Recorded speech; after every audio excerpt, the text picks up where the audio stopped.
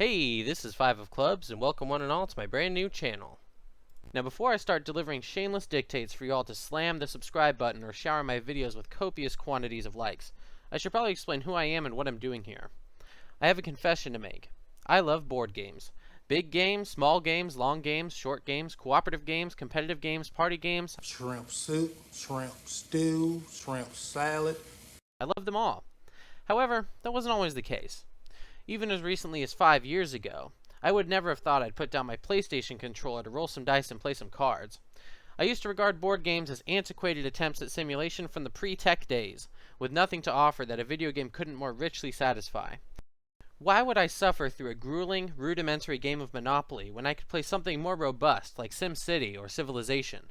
Compared to the immersive worlds of sight and sound that video games offer, how could I possibly become engaged in a game primarily comprised of a static, soundless image?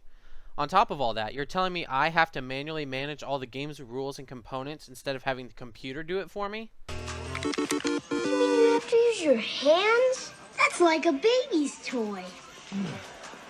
Admittedly, that about summed up my gut reaction to the proposition of any board game. Setup, cleanup, and doing all the brainwork for a game sounded more like homework than fun. In my mind, games were an escape more suited to letting the mind relax, not worrying over whether I moved this piece or that exactly right, or if I earned the right amount of money in points. I was more accustomed to letting the games keep score for me instead of the other way around. Furthermore, board games involved a good degree of reading by comparison to video games, which was another negative point to me at the time. Rulebooks looked like microwave manuals to me.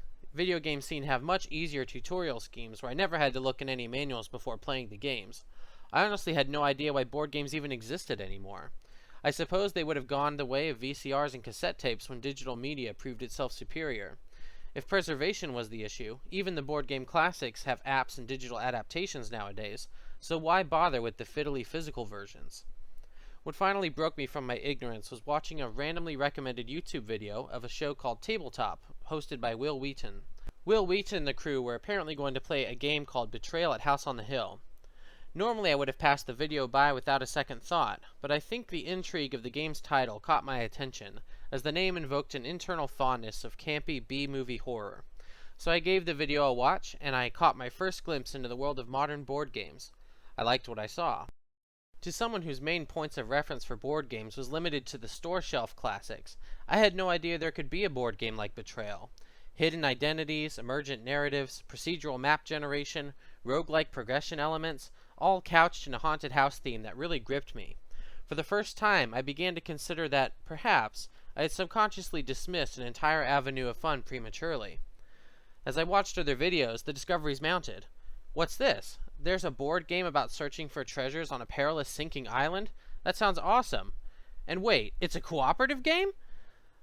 Theme most often drew my initial attention to a game, but as I watched more and more, I found myself surprisingly intrigued by the actual mechanics of how each game efficiently utilized components and visual cues to run intuitively.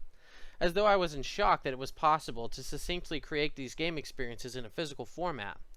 This fascination with mechanics broadened my perspective, allowing me to explore games that had gripping gameplay despite a seemingly bland theme. It had not occurred to me at the time that video game AI could itself have largely been predicated upon the foundation of board games. I was an ignorant fool. But how was I to know? We aren't in the 90s anymore. We don't see zany, neon-strobed commercials for board games on TV like we used to.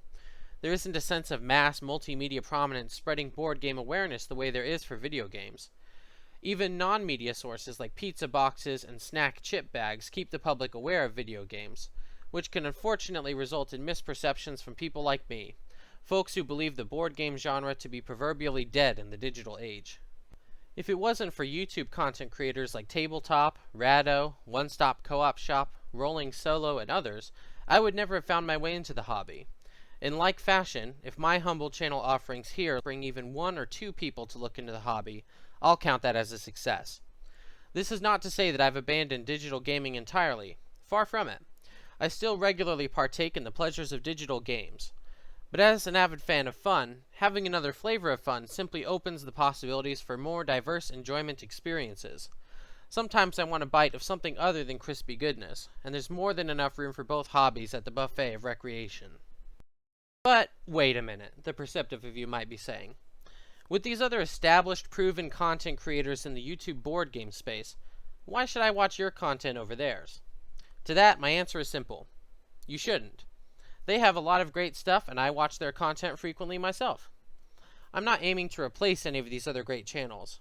I'm primarily interested in having a good time, showcasing a bunch of my favorite board games, and sharing a hobby that I'm passionate about.